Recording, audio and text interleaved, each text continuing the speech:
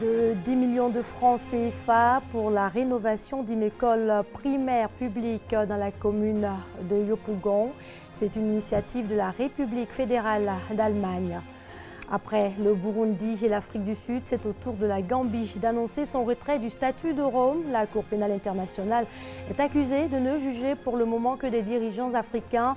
Un dossier à suivre ce soir. Pour votre éphéméride, l'on va s'intéresser à l'ex-chef du gouvernement italien, accusé d'avoir gonflé le prix des droits de diffusion de films achetés par ses sociétés écrans. Silvio Berlusconi a été condamné à 4 ans de prison par le tribunal de Milan. C'était un 26 octobre en 2012. Bonsoir à tous et merci de vous informer sur RTI 2. 10 millions de francs CFA environ, c'est le montant affecté à la rénovation et à l'équipement en table-banc de l'école primaire publique de la BAE Siporex 3. Grâce à cette initiative de la République fédérale d'Allemagne, les élèves de cet établissement situé dans la commune de Yopougon ont pu ainsi retrouver un cadre propice à l'apprentissage. Moussa Konaté. L'école primaire publique Siporex 3 de la BAE dans la commune de Yopougon a désormais fière allure. L'établissement qui était dans un état de délabrement fait aujourd'hui peau neuve. Bâtiment repeint, salle de classe équipée en table-banc, les latrines et plusieurs bureaux rénovés.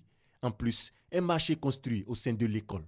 Des réalisations d'environ 10 millions de francs CFA, une œuvre de la République fédérale d'Allemagne. L'action vise à offrir aux enseignants et élèves des conditions de travail saines. Un cadre d'apprentissage agréable pour aussi favoriser de bons résultats scolaires. Pour cet acte, les éloges à l'endroit du donateur n'ont pas tari. Parents d'élèves, enseignants, autorités éducatives, tous ont salué ce geste de haute portée sociale. La Côte d'Ivoire à la conquête du marché américain. Le pays envisage la mise en place d'une véritable industrie du textile et de l'habillement. Ce projet s'inscrit dans le cadre de l'initiative AGOA. Il s'agit de la loi américaine sur la croissance et les opportunités en Afrique. Herman Yamien. Ils sont créateurs de mode, institutions internationales, acteurs de l'industrie textile et pouvoirs publics. Au centre de la réunion à laquelle ils prennent part, une seule question. Comment parvenir à conquérir le marché américain du textile et de l'habillement en profitant des opportunités qu'offre l'AGOA, la loi américaine sur la croissance et les opportunités en Afrique? Dans le cadre du marché américain, nous allons voir au travers de l'élaboration de la stratégie, quels sont les axes qui ressortent et comment nous, Conseil national d'exportation, nous pouvons les accompagner. Notre rôle est de dire à l'État, voilà ce qui a été proposé par les acteurs, voilà les moyens dont nous avons besoin. Se faire une place sur le marché américain du textile, le gouvernement ivoirien s'y engage. Cependant, l'exonération des taxes que l'éligibilité à l'AGOA offre à la Côte d'Ivoire n'exclut pas quelques préoccupations. L'importation sur les États-Unis, c'est bien, mais il faut en fabriquer sur l'Afrique. Et ça va peut-être aussi inciter les créateurs existants à s'organiser. Au niveau des financements, on n'a pas de financement, ça il faut le dire. On n'a vraiment pas de financement et on attend vraiment des financements pour pouvoir exporter. Des préoccupations qui ne sont pas exclues de l'aide prévue à cet effet par le gouvernement ivoirien et son partenaire l'USAID à travers West Africa Trade Hub and Investment. Après identification de tous les problèmes dans le détail, nous allons définir les ateliers thématiques qui seront nécessaires pour accompagner le secteur privé afin que ce problème de formation soit résolu. Maintenant, dans le même temps, il y a l'accompagnement financier qui est résolu également dans le cadre de la stratégie globale. Cette rencontre initiée par l'USAID va permettre de donner un nouveau souffle à la filière textile en Côte d'Ivoire. Un autre pays africain se retire de la CPI. Après le Burundi et l'Afrique du Sud, c'est au tour de la Gambie d'annoncer son retrait du statut de Rome. Jamais un seul pays n'avait quitté la CPI depuis son entrée en vigueur en 2002. Cependant, le Burundi et la Gambie n'ont pas de notification officielle auprès du secrétariat de l'ONU, contrairement à l'Afrique du Sud qui a suivi toute la procédure.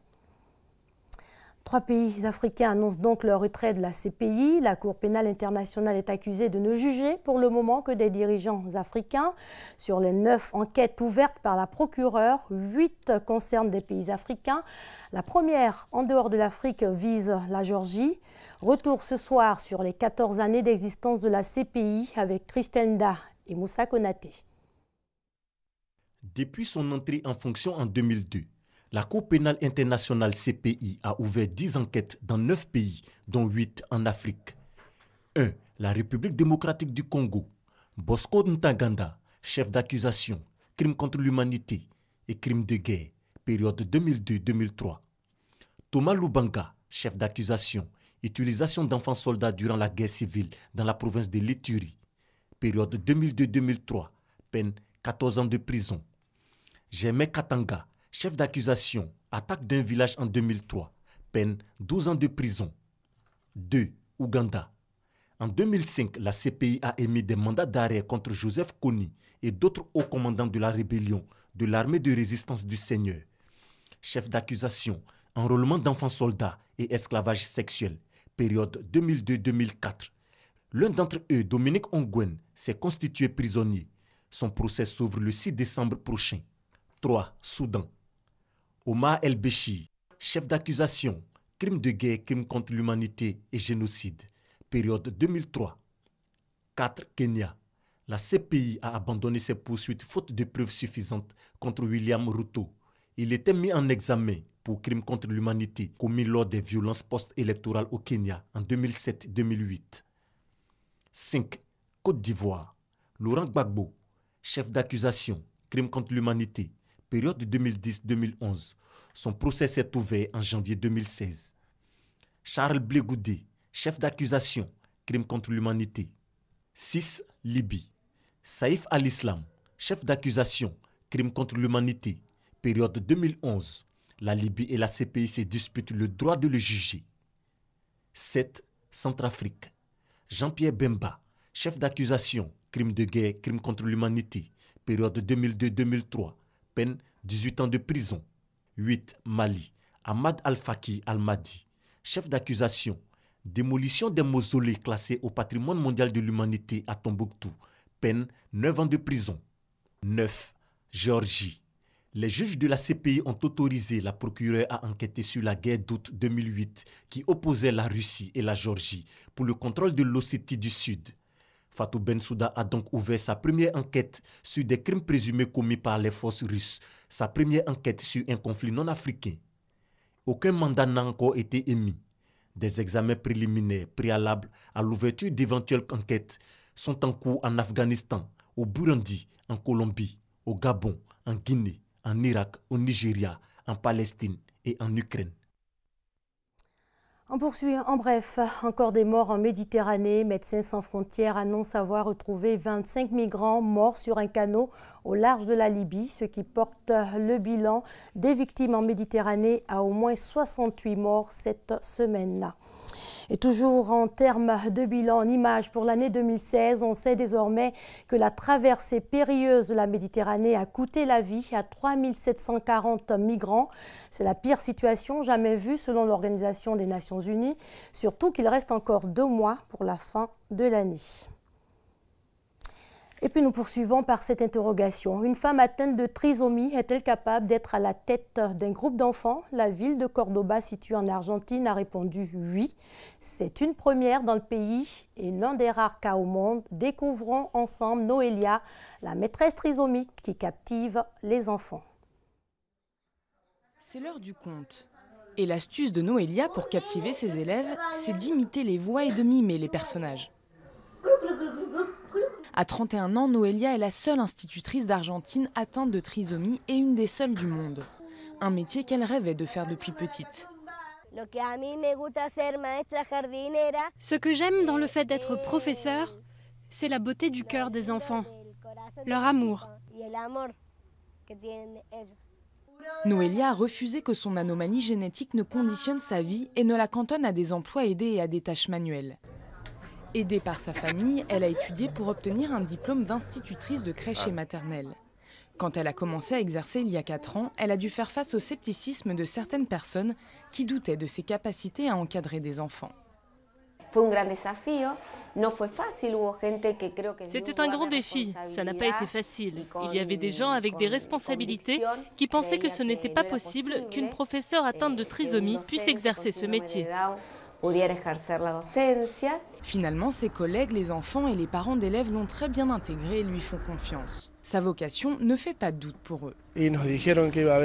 On nous a dit qu'il y aurait une maîtresse trisomique et qu'il ne fallait pas avoir peur. Mais pour moi, c'était normal. Et l'idée qu'elle puisse partager des choses avec les enfants m'a beaucoup plu. Quand elle était elle-même en maternelle, une responsable l'avait traitée de monstre. Aujourd'hui, Noélia tient une belle revanche. Elle dit qu'elle est comme le monstre joyeux des contes qu'elle raconte aux enfants. Un autre portrait dans ce journal, il s'agit de celui d'une descendante d'une famille royale indienne surnommée la princesse des dinosaures. Cette dernière consacre son existence à la préservation d'un site où des milliers de fossiles de dinosaures ont été découverts. Il l'appelle la princesse des dinosaures. Membre d'une famille royale indienne, Alia Sultana Babi conserve des milliers d'os et d'œufs de dinosaures non éclos sur la terre de ses ancêtres, dans l'état du Gujarat. On reconnaît que c'est un fossile grâce aux lignes fibreuses qu'on voit ici. On peut voir de tout petits pores, même aujourd'hui, après 65 millions d'années. Découvert au début des années 80, ce terrain abrite des fossiles vieux de plusieurs millions d'années. Babi expose sa collection personnelle dans son palais royal, construit en 1883, où sa famille loue quelques chambres aux touristes en quête d'une expérience à la Jurassic Park. L'un des clous de sa collection, cet œuf de Titanosaurus. On l'a trouvé chez une villageoise. Elle l'utilisait pour moudre son masala, donc je l'appelle tendrement mon œuf masala. La princesse est mordue de dinosaures depuis qu'elle a accompagné des géologues étrangers sur le site. Elle était la seule à pouvoir les guider en anglais. Depuis, elle a dédié sa vie à la conservation du parc et se présente comme une paléontologue amateur. Pour moi, ce sont mes sujets et je dois les protéger. Et mon objectif principal est de protéger le site du vandalisme et de le promouvoir. Ces dinosaures en fibre de verre sont les répliques des fossiles découverts ici. Parmi eux, une nouvelle espèce, le Rajasaurus narmadensis, vieux de 67 millions d'années. जिसको प्राउड गुजरात कहा जाता है ये Continental drift में ये स्पीसीज हमारे गुजरात तक सीमित रह गई उसके माथे पे एक हॉर्न है इसलिए राजासोरस कहा गया है. Le parc accueille près d'1 millier de visiteurs par jour. Mais le site même des fossiles, désormais propriété du gouvernement, est négligé par l'État du Gujarat, aux grandes dames de la princesse des dinosaures. Et on termine par l'éphéméride. Ce soir, l'on s'intéresse au Cavaliere. Il s'agit de l'ex-chef du gouvernement italien, accusé d'avoir gonflé le prix des droits de diffusion de films achetés par ses sociétés écrans.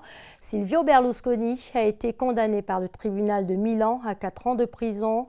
C'était un 26 octobre en 2012. L'affaire Mediaset. Silvio Berlusconi, surnommé le Cavaliere, est accusé d'avoir partiellement gonflé le prix des droits de diffusion de films achetés par des sociétés écrans lui appartenant lors de leur revente à son empire Mediaset. Le groupe aurait de cette façon constitué des caisses noires disséminées dans le monde et réduit ses bénéfices en Italie, l'objectif étant de payer moins d'impôts. De plus, la justice remettra une couche en accusant Berlusconi d'avoir fait de fausses déclarations pour échapper aux impôts. Le chef d'accusation donc, fraude fiscale.